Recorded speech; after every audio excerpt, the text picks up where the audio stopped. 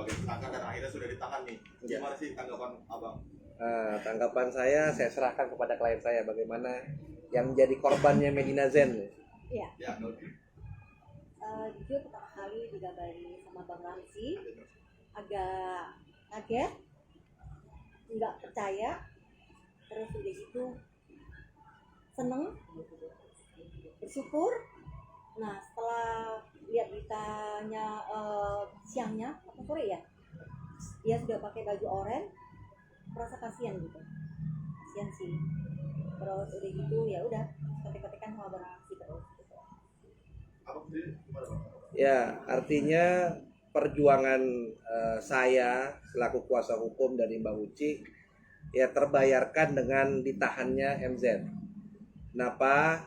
Karena memang kita ketahui bahwa ditetapkannya tersangka MZ ini kan tidak bisa dilakukan penahanan terhadap MZ ketika di penyidikan. Kenapa? Karena MZ melakukan permintaan maaf, tetapi masih terus menyerang pribadi Mbak Uci.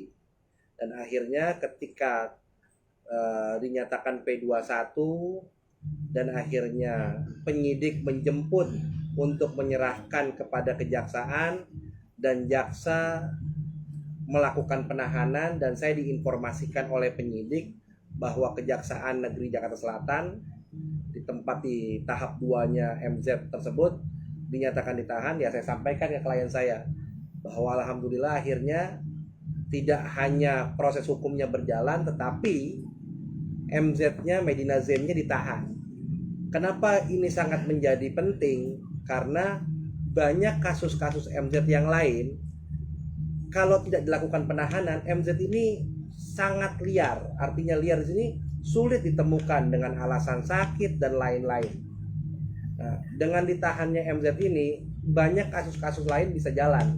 Artinya seperti kasusnya Mbak Uci yang di Surabaya yang terkait tas palsu, itu sudah dilakukan panggilan 2 kali, tapi MZ selalu dengan mangkirnya.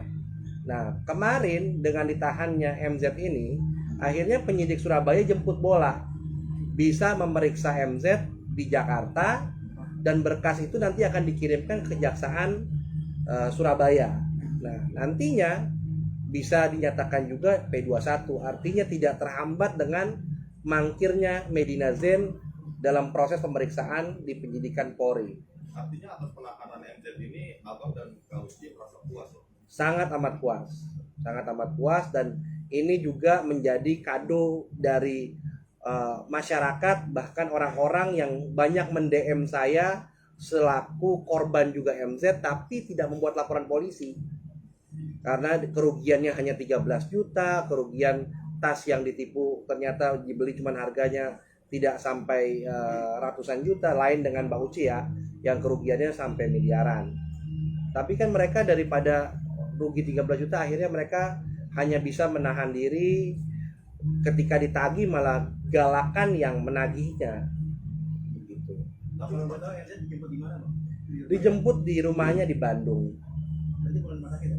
Bukan di rumah sakit. Jadi setelah saya berkoordinasi dengan penyidik, ternyata penyidik sudah mengikuti MZ Medina Zen seminggu sebelum di tahap 2. Artinya penyidik sudah surveillance, mengikuti jejaknya Medina Zen kemana dia pergi, dan dinyatakan di situ bahwa Medina Zen bisa beraktivitas normal, sehingga ketika dilakukan pemeriksaan kesehatan dinyatakan cakap dan layak untuk dilakukan tahap 2 dan akhirnya ditahan. Terima kasih sudah menonton video ini. Jangan lupa subscribe dan aktifkan lonceng notifikasi supaya kamu nggak ketinggalan video terbaru dari Grill.